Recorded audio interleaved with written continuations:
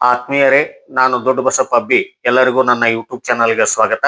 ಇಂದು ಕ್ಲೋರ್ alkali ಪ್ರಕ್ರಿಯೆ ಮೇಲೆ ಒಂದು ಪ್ರಯೋಗವನ್ನ ಮಾಡೋಣ. ಈ ಪ್ರಯೋಗವನ್ನು ಮಾಡಲಿಕ್ಕೆ ನಾನಿಲ್ಲಿ ಒಂದು ಪ್ಲಾಸ್ಟಿಕ್ ಬಾಕ್ಸ್ ಅನ್ನ ತೆಗೆದುಕೊಂಡು ಇದರಲ್ಲಿ 2 ರಂಧ್ರಗಳನ್ನ ಮಾಡಿಕೊಂಡಿದ್ದೇನೆ. ಈ ರಂಧ್ರಗಳಲ್ಲಿ ಬ್ಯಾಟರಿಯ ಶೆಲ್ ನಲ್ಲಿ ಇರತಕ್ಕಂತಹ ಕಾರ್ಬನ್ ರಾಡ್ ಗಳನ್ನ ಸೇರಿಸಿದ್ದೇನೆ. ನೀರು ಸೋರಿಕೆ ಆಗದೇ ಇರಲಿ ಅಂತ ಹೇಳಿ ಈ ರಂಧ್ರದ ಸುತ್ತಲೂ ಸ್ವಲ್ಪ ಫೆವಿಕ್ವಿಕ್ ಅನ್ನ ಹಾಕಿದ್ದೇನೆ. ಈ ಒಂದು ಬಾಕ್ಸ್ ಅನ್ನ ಬೋರಲ್ ಹಾಕಿರುವ 2 ಗಾಜಿನ ಲೋಟಗಳ ಮೇಲೆ ನಾನು ಇಟ್ಟಿದ್ದೇನೆ. ಈ ಪ್ರಯೋಗಕ್ಕೆ ಮುಖ್ಯವಾಗಿ ಬ್ರೈನ್ ದ್ರಾವಣ ಬೇಕಾಗ್ತದ. ಸೋಡಿಯಂ ಕ್ಲೋರೈಡಿನ ಸಂತೃಪ್ತ ದ್ರಾವಣಕ್ಕ ಬ್ರೈನ್ ದ್ರಾವಣ ಅಂತ ಕರೀತಾರ. ನಾನಿಲ್ಲಿ ಸುಮಾರು 1 ಲೀಟರ್ನಷ್ಟು ನೀರಿಗೆ ಅರ್ಧ ಕೆಜಿಯಷ್ಟು ಪೌಡರ್ ಉಪ್ಪನ್ನ ಅಂದ್ರೆ ಸೋಡಿಯಂ ಕ್ಲೋರೈಡ್ ಅನ್ನ ಬೆರೆಸಿ ಅದನ್ನು ಸುಮಾರು 10 ರಿಂದ 15 ನಿಮಿಷಗಳವರೆಗೆ ಕಲಕಿಸಿ ಈ ಬ್ರೈನ್ ದ್ರಾವಣವನ್ನ ತಯಾರಿಸಿಟ್ಟುಕೊಂಡಿದ್ದೇನೆ. ಇದೇ ಬ್ರೈನ್ ದ್ರಾವಣವನ್ನ ನಾನಿಲ್ಲಿ 2 ಪ್ರಣಾಳಗಳಲ್ಲಿ ತೆಗೆದು ಇಟ್ಟಿದ್ದೇನೆ. ಈ ಪ್ರಣಾಳಗಳನ್ನ ಈ ವಿದ್ಯುತ್ ಧ್ರುವಗಳ ಮೇಲೆ ಬೋರಲ್ ಹಾಕಿ ಇಡಬೇಕಾಗ್ತದ. ಅವುಗಳಿಗೆ ಆಧಾರವಾಗಿ ನಾನಿಲ್ಲಿ 2 ರಟ್ಟಿನ ಪಟ್ಟಿಗಳಿಗೆ ರಂಧ್ರವನ್ನು ಮಾಡಿ ಇಟ್ಕೊಂಡಿದ್ದೇನೆ. ಇನ್ನ ವಿದ್ಯುತ್ ವಿಶ್ಲೇಷಣೆ ಕ್ರಿಯೆ ನಡಿಲಿಕ್ಕೆ ನಾನಿಲ್ಲಿ 12 ವೋಲ್ಟಿನ ಬ್ಯಾಟರಿಯನ್ನ ತೆಗೆದುಕೊಂಡಿದ್ದೇನೆ. ಇವುಗಳಿಗೆ 2 ವಾಹಕ ತಂತಿಗಳನ್ನ ಸಂಪರ್ಕಗೊಳಿಸಿದ್ದೇನೆ. ಈ ಕಪ್ಪು ಬಣ್ಣದ ವಾಹಕ ತಂತಿ ಇದು ಋಣ ವಿದ್ಯುತ್ ಧ್ರುವವನ್ನ ಸೂಚಿಸುತ್ತದೆ. ಈ ಬ್ಯಾಟರಿಯ ಮೇಲೆ ಚಿಹ್ನೆಗಳು ಸಹಿತ ಅದಾವ. ಇನ್ನ ಈ ಒಂದು ಕೆಂಪು ವಾಹಕ ತಂತಿಯು ಧನ ವಿದ್ಯುತ್ ಧ್ರುವವನ್ನ ಸೂಚಿಸುತ್ತದೆ.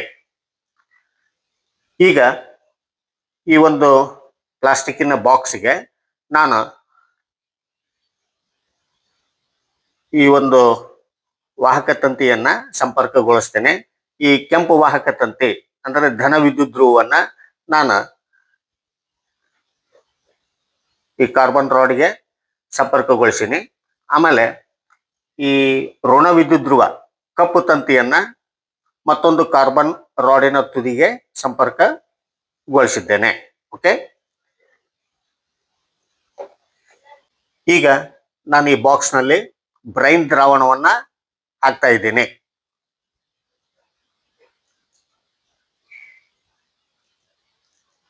ಸೋಡಿಯಂ ಕ್ಲೋರೈಡಿನ ಸಂತೃಪ್ತ ದ್ರಾವಣಕ್ಕೆ ಬ್ರೈನ್ ದ್ರಾವಣ ಅಂತ ಕರೀತಾರ. ಎಸ್,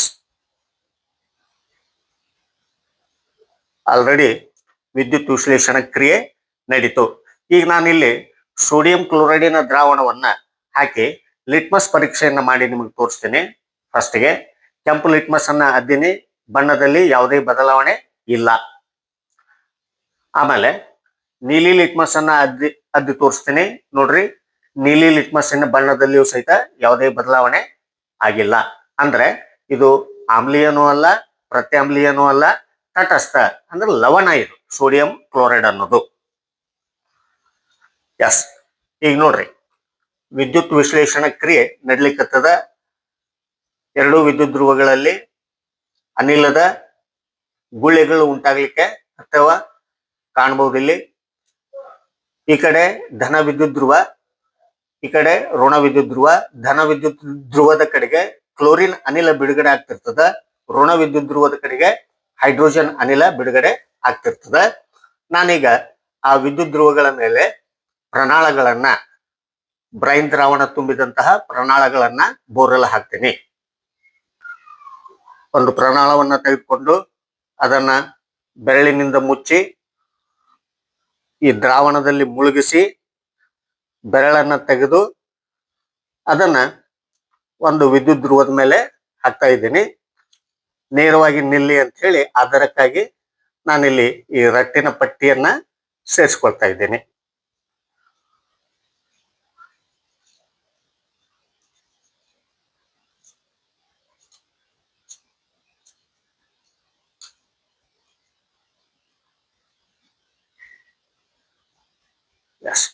ಮತ್ತೊಂದು ಪ್ರಣಾಳವನ್ನು ತೆಗೆದುಕೊಂಡು ಅದನ್ನು ಸಹಿತ ಬೆರಳಿನಿಂದ ಮುಚ್ಚಿ ದ್ರಾವಣದಲ್ಲಿ ಮುಳುಗಿಸಿ ಬೆರಳನ್ನ ತೆಗೆದು ಅದನ್ನ ಮತ್ತೊಂದು ವಿದ್ಯುತ್ ಧ್ರುವದ ಮೇಲೆ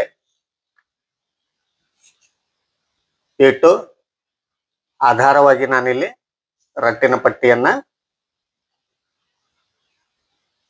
ಇಟ್ಟಿದ್ದೇನೆ.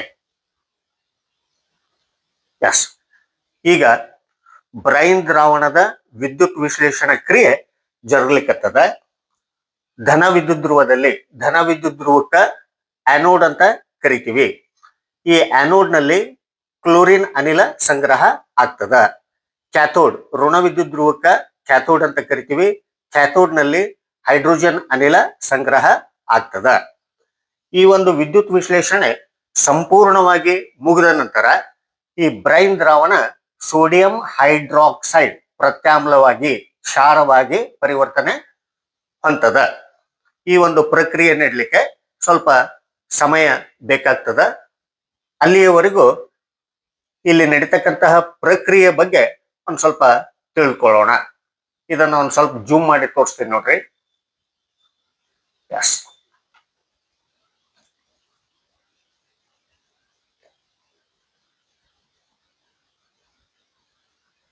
ಬ್ರೈನ್ ದ್ರಾವಣದ ಕೆಳಮುಖ ಸ್ಥಾನಪಲ್ಲಟದಿಂದ ಕ್ಲೋರಿನ್ ಮತ್ತು ಹೈಡ್ರೋಜನ್ ಅನಿಲಗಳು ಸಂಗ್ರಹ ಆಗ್ಲಿಕ್ಕತ್ತವ. ಈಗ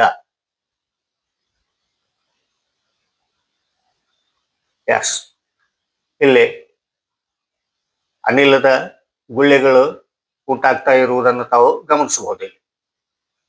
ಅದೇ ರೀತಿ ಇಲ್ಲಿಯೂ ಸಹಿತ. ಓಕೆ,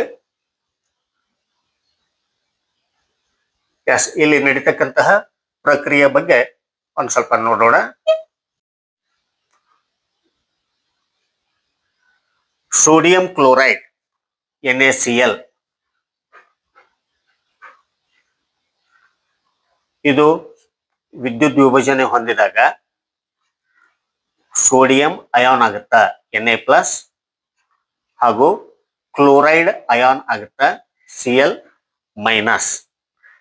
ಅದೇ ರೀತಿ ನೀರು ವಿದ್ಯುತ್ ವಿಭಜನೆ ಹೊಂದಿ H2O ವಿದ್ಯುತ್ ವಿಭಜನೆ ಹೊಂದಿ H+ ಹೈಡ್ರೋಜನ್ ಅಯಾನ್ ಹಾಗೂ OH- ಹೈಡ್ರಾಕ್ಸೈಡ್ ಅಯಾನ್ ಆಗಿ ಪರಿವರ್ತನೆ ಹೊಂದದ. ಈ ವಿದ್ಯುತ್ ಪೂರಿತ ಕಣಗಳಿಗೆ ನಾವೇನಂತೀವಿ, ಅಯಾನುಗಳು ಅಂತ ಕರಿತೀವಿ. ಇನ್ನ ಈ ಆನೋಡ್ ಕಡೆಗೆ ಏನ್ ಪ್ರಕ್ರಿಯೆ ನಡೀತದ ಅಂತಂದ್ರೆ ಉತ್ಕರ್ಷಣ ಪ್ರಕ್ರಿಯೆ ನಡೀತಿರ್ತದ. ಅಲ್ಲಿ ಏನಾಗುತ್ತ ಅಂತಂದ್ರೆ ಈ ಕ್ಲೋರೈಡ್ ಅಯಾನುಗಳು, 2 ಕ್ಲೋರೈಡ್ ಅಯಾನುಗಳು 2Cl-, 2 ಕ್ಲೋರೈಡ್ ಅಯಾನುಗಳು 2 ಎಲೆಕ್ಟ್ರಾನ್ ಅನ್ನ ಬಿಟ್ಟುಕೊಟ್ಟು ಕ್ಲೋರಿನ್ ಅನಿಲ ಆಗಿ ಪರಿವರ್ತನೆ ಹೊಂದೈತೆ. Cl2 2 ಎಲೆಕ್ಟ್ರಾನ್ಗಳು ಬಿಡುಗಡೆ ಆಗ್ತವ. 2E-, 2 ಎಲೆಕ್ಟ್ರಾನ್ಗಳು ಬಿಡುಗಡೆ ಆಗ್ತವ. ಈ ಕ್ಲೋರಿನ್ ಅನಿಲ ಧನ ವಿದ್ಯುತ್ ಧ್ರುವ ಆನೋಡ್ ನಲ್ಲಿ ಸಂಗ್ರಹ ಆಗ್ತದ. ಅದೇ ರೀತಿ ಕ್ಯಾಥೋಡ್ ನಲ್ಲಿ ಏನಾಗುತ್ತ ಅಂತಂದ್ರೆ ಈ ಹೈಡ್ರೋಜನ್ ಅಯಾನುಗಳು 2H+ ಅಯಾನುಗಳು 2H+, ಇವು ಏನ್ ಮಾಡ್ತಾವ ಅಂತಂದ್ರೆ ಈ ಆನೋಡ್ ನಲ್ಲಿ ಬಿಡುಗಡೆ ಆದಂತಹ ಎಲೆಕ್ಟ್ರಾನ್ಗಳನ್ನ ಸ್ವೀಕರಿಸ್ತವ. ಎಲೆಕ್ಟ್ರಾನ್ಗಳನ್ನ ಬಿಟ್ಟು ಕೊಟ್ಟು ಇವು ಧನ ಅಯಾನ್ಗಳು ಆಗಿರ್ತಾವ. ಈಗ 2 ಎಲೆಕ್ಟ್ರಾನ್ಗಳನ್ನ ಈ ಹೈಡ್ರೋಜನ್ ಅಯಾನ್ಗಳು ಸ್ವೀಕರಿಸ್ತವ. +2E- ಸ್ವೀಕರಿಸಿದಾಗ ಇಲ್ಲಿ ಮತ್ತ ಹೈಡ್ರೋಜನ್ ಅನಿಲ ಬಿಡುಗಡೆ ಆಗುತ್ತ. ಈ ಹೈಡ್ರೋಜನ್ ಅನಿಲ ಕ್ಯಾಥೋಡ್ ನಲ್ಲಿ ಸಂಗ್ರಹ ಆಗ್ತದ. ಇದು ಅಪಕರ್ಷಣ ಕ್ರಿಯೆ. ಇವೆಲ್ಲವುಗಳ ಒಟ್ಟಾರೆ ರಾಸಾಯನಿಕ ಕ್ರಿಯೆ ಏನಾಗಿರ್ತದ ಅಂತಂದ್ರೆ 2NaCl plus H2O 2H2O is equal to 2NaOH plus Cl2 plus H2. So ಈ ಬ್ರೈನ್ ದ್ರಾವಣದ ವಿದ್ಯುತ್ ವಿಭಜನೆಯಿಂದ ನಮಗೆ ದೊರೆಯುವ ಉತ್ಪನ್ನಗಳು ಯಾವಪ್ಪ ಅಂತಂದ್ರೆ ಸೋಡಿಯಂ ಹೈಡ್ರಾಕ್ಸೈಡ್, ಕ್ಲೋರಿನ್ ಹಾಗೂ ಹೈಡ್ರೋಜನ್ ಅನಿಲ. ಓಕೆ, ಇದೇ ಒಂದು ಪ್ರಕ್ರಿಯೆಯಿಂದ ದೊಡ್ಡ ಪ್ರಮಾಣದಲ್ಲಿ ಕೈಗಾರಿಕೆಗಳಲ್ಲಿ ಈ ಉತ್ಪನ್ನಗಳನ್ನ ಉತ್ಪಾದಿಸ್ತಾರ ಕ್ಲೋರ್ ಅಲ್ಕಲಿ ಪ್ರಕ್ರಿಯೆಯಿಂದ. ಎಸ್, ಈಗ ಬಹುತೇಕ ಈ ಆನೋಡ್ ನಲ್ಲಿ ಕ್ಲೋರಿನ್ ಅನಿಲ ಸಂಗ್ರಹ ಆಗ್ಯದ ಮತ್ತು ಕ್ಯಾಥೋಡ್ ನಲ್ಲಿ ಹೈಡ್ರೋಜನ್ ಅನಿಲ ಸಂಗ್ರಹ ಆಗ್ಯದ. ಇವುಗಳನ್ನ ನಾವು ಹೇಗೆ ಪರೀಕ್ಷಿಸಬಹುದು ಅಂತಂದ್ರೆ, ಈ ಕ್ಲೋರಿನ್ ಅನಿಲದಲ್ಲಿ ನಾವು ಒದ್ದೆ ಮಾಡಿದ ಲಿಟ್ಮಸ್ ಪೇಪರ್ ಅನ್ನ ಅದ್ದಿದಾಗ ಅದು ಬಣ್ಣವನ್ನ ಕಳೆದುಕೊಳ್ಳುತ್ತ. ಯಾಕಂತಂದ್ರೆ ಕ್ಲೋರಿನ್ಗೆ ಬಣ್ಣವನ್ನ ಹೋಗಲಾಡಿಸುವ ಗುಣ ಇರ್ತದ, ಬ್ಲೀಚಿಂಗ್ ಪ್ರಾಪರ್ಟಿ ಅಂತ ಕರಿತೀವಿ. ನಾವು ಅದನ್ನ ಟೆಸ್ಟ್ ಮಾಡಿ ನೋಡೋಣ.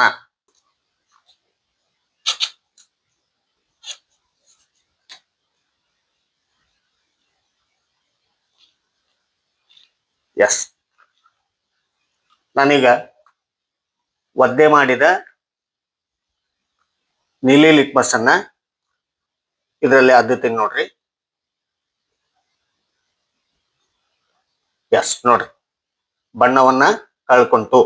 ಅದೇ ರೀತಿ ಒದ್ದೆ ಮಾಡಿದ ಕೆಂಪು ಲಿಟ್ಮಸ್ ಅನ್ನ ನಾನು ಇದ್ರೊಳಗೆ ಅದ್ದುತ್ತೀನಿ ನೋಡ್ರಿ.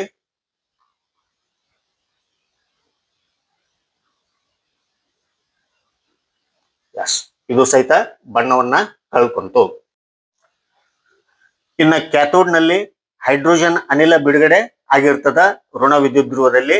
ಈ ಹೈಡ್ರೋಜನ್ನಿನ ಪರೀಕ್ಷೆಯನ್ನ ಹೇಗ್ ಮಾಡ್ಬೋದು ಅಂತಂದ್ರೆ, ಇದರ ಸಮೀಪಕ್ಕ ನಾವು ಉರಿಯುವ ಜ್ವಾಲೆಯನ್ನ ತಂದ್ವಿ ಅಂತಂದ್ರೆ ಪಾಪ್ ಸೌಂಡ್ ಕೇಳಿಸುತ್ತ, ನೋಡೋಣ.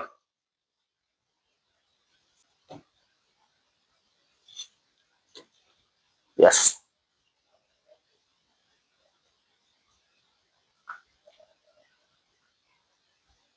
ನಾನೀಗ ಇದರ ಸಮೀಪ ಉರಿಯುವ ಜ್ವಾಲೆಯನ್ನ ತರ್ತೀನಿ. ಪಾಪ್ ಸೌಂಡ್ ಬರ್ತದ, ಗಮನಿಸಿ ಸ್ನೇಹಿತರೆ. ಓಕೆ, ಎಸ್, ಸುಮಾರು ಅರ್ಧ ಗಂಟೆಗಳ ನಂತರ ನಾನೀಗ ಈ ಕೆಂಪು ಲಿಟ್ಮಸ್ ಅನ್ನ ಈ ದ್ರಾವಣದಲ್ಲಿ ಅದ್ದುತ್ತೀನಿ, ನೋಡೋಣ. Yes, beautiful. ಕೆಂಪು ಲಿಟ್ಮಸ್ ಪೇಪರ್ ನೀಲಿಯಾಗಿ ಪರಿವರ್ತನೆ ಹೊಂದಿದೆ. ಅಂದ್ರೆ ಸೋಡಿಯಂ ಕ್ಲೋರೈಡಿನ ದ್ರಾವಣವು ಸೋಡಿಯಂ ಹೈಡ್ರಾಕ್ಸೈಡ್ ಆಗಿ ಪರಿವರ್ತನೆ ಹೊಂದಿದೆ ವಿದ್ಯುತ್ ವಿಶ್ಲೇಷಣೆ ಪ್ರಕ್ರಿಯೆಯಿಂದ. ಇನ್ನು ಈ ಕ್ಲೋರ್ ಅಲ್ಕಲಿ ಪ್ರಕ್ರಿಯೆಯಿಂದ ದೊರೆತ ಈ ಮೂರು ಉತ್ಪನ್ನಗಳ ಉಪಯೋಗಗಳನ್ನ ನೋಡೋಣ. ಕ್ಲೋರಿನ್ ಅನ್ನ ಮುಖ್ಯವಾಗಿ ನೀರಿನ ಶುದ್ಧೀಕರಣದಲ್ಲಿ, ಕ್ಲೋರಿನೇಷನ್ ಅಂತ ಕರಿತೀವಿ, ನೀರಿನ ಶುದ್ಧೀಕರಣದಲ್ಲಿ ಬ್ಯಾಕ್ಟೀರಿಯಾಗಳನ್ನ ನಾಶಗೊಳಿಸಲಿಕ್ಕೆ ಉಪಯೋಗಿಸ್ತಾರ. ಈಜುಕೊಳಗಳಲ್ಲಿ ಉಪಯೋಗಿಸ್ತಾರ. PVC ಪೈಪ್ಗಳ ತಯಾರಿಕೆಯಲ್ಲಿ, ಸೋಂಕು ನಾಶಕಗಳ ತಯಾರಿಕೆಯಲ್ಲಿ, CFC ಕ್ಲೋರೋಫ್ಲೋರೋ ಕಾರ್ಬನ್ಗಳ ತಯಾರಿಕೆಯಲ್ಲಿ, ಕೀಟನಾಶಕಗಳ ತಯಾರಿಕೆಯಲ್ಲಿ ಕ್ಲೋರಿನ್ ಅನ್ನ ಉಪಯೋಗಿಸ್ತಾರ. ಇನ್ನು ಹೈಡ್ರೋಜನ್ ಅನ್ನ ಇಂಧನ ತಯಾರಿಕೆಯಲ್ಲಿ, ಕೃತಕ ಬೆಣ್ಣೆ ಅಥವಾ ಡಾಲ್ಡಾ ಹೈಡ್ರೋಜಿನೇಷನ್ ಪ್ರೊಸೆಸ್ ಅಂತ ಕರಿತೀವಿ, ಡಾಲ್ಡಾ ತಯಾರಿಕೆಯಲ್ಲಿ, ಅಮೋನಿಯಾ ರಸಗೊಬ್ಬರ ತಯಾರಿಕೆಯಲ್ಲಿ, ಆಮ್ಲಗಳ ತಯಾರಿಕೆಯಲ್ಲಿ ಉಪಯೋಗಿಸ್ತಾರ. ಇನ್ನು ಸೋಡಿಯಂ ಹೈಡ್ರಾಕ್ಸೈಡ್ ಅನ್ನ ಲೋಹಗಳ ಜಿಡ್ಡಿನ ನಿವಾರಣೆಗಾಗಿ ಉಪಯೋಗಿಸ್ತಾರ. ಸಾಬೂನು ಮತ್ತು ಮಾರ್ಜಕಗಳ ತಯಾರಿಕೆಯಲ್ಲಿ ಉಪಯೋಗಿಸ್ತಾರ. ಕಾಗದ ಹಾಗೂ ಕೃತಕ ನೂಲಿನ ತಯಾರಿಕೆಯಲ್ಲಿ ಸೋಡಿಯಂ ಹೈಡ್ರಾಕ್ಸೈಡ್ ಅನ್ನ ಉಪಯೋಗಿಸ್ತಾರ. ನೋಡಿದ್ರಲ್ಲ ಸ್ನೇಹಿತರೆ, ಎಲ್ಲರಿಗೂ ಧನ್ಯವಾದಗಳು.